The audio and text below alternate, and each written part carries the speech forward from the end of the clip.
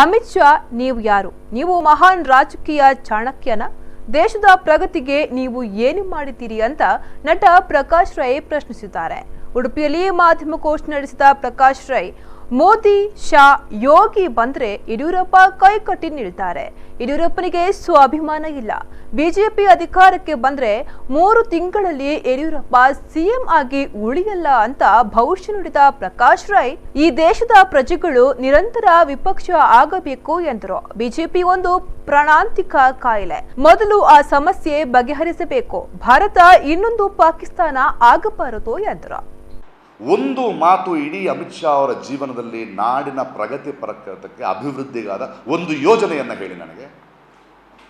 24 ಗಂಟೆ ನಾನೊಬ್ಬ ಚಾಣಕ್ಯ, ನಾನು ಬಂದರೆ ಇಲ್ಲ ನೋಡಿ. ಇಡೀ ಕರ್ನಾಟಕದ ರಾಜ್ಯದಲ್ಲಿ ಯಡಿಯೂರಪ್ಪನವ್ರಿಂದ ಈ ಪ್ರತಿಯೊಬ್ಬರೂ ಒಂದು ಯೋಗಿ ಆದಿತ್ಯನಾಥ್ ಬರಬೇಕು, ಇಲ್ಲ ಮೋದಿಯವ್ರು ಬರಬೇಕು, ಇಲ್ಲ ಅಮಿತ್ ಶಾ ಅವ್ರು ಬರಬೇಕು. ಅವ್ರ ಮುಂದೆ ಹಿಂಗೆ ನಿಂತ್ಕೋಬೇಕು. ನಮಗೆ ಕನ್ನಡದವನಿಗೆ ಸ್ವಾಭಿಮಾನ ಇಲ್ಲ.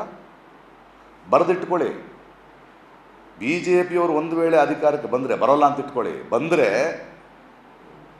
3 ತಿಂಗಳಲ್ಲಿ ಯಡಿಯೂರಪ್ಪ ಮುಖ್ಯಮಂತ್ರಿ ಅಲ್ಲ. ಜನರ ಧರ್ಮದ ಕಾರ್ಡನ್ನು ಯೂಸ್ ಮಾಡ್ತಾ ಇದ್ದಾರೆ. ಇದು ತುಂಬ ಡೇಂಜರಸ್. ಇನ್ನೊಂದು ಪಾಕಿಸ್ತಾನ ಭಾರತ ದೇಶ ಆಗಬಾರ್ದು ಅಂದರೆ ನಾವು ಪ್ರೀತಿಯಿಂದ ಮನುಷ್ಯ ಸಂಬಂಧಗಳು ಮುಖ್ಯ ಅಂತ ಯೋಚನೆ ಮಾಡದೆ ಹೋದರೆ, ನನ್ನಂತಹ ಮಾತಾಡೋನ್ನ ಇವರು ಹಿಂದೂ ವಿರೋಧಿ ಅಂತ ಸುಳ್ಳು ಹೇಳ್ತಾ ಇದ್ದಾರೆ, ಇದನ್ನು ನೀವು ನಂಬುತ್ತಾ ಹೋದರೆ, ನೀವು ನಂಬಿದ್ರೆ ನನ್ನನ್ನು ದ್ವೇಷಕ್ಕೆ ಸಾಧ್ಯ.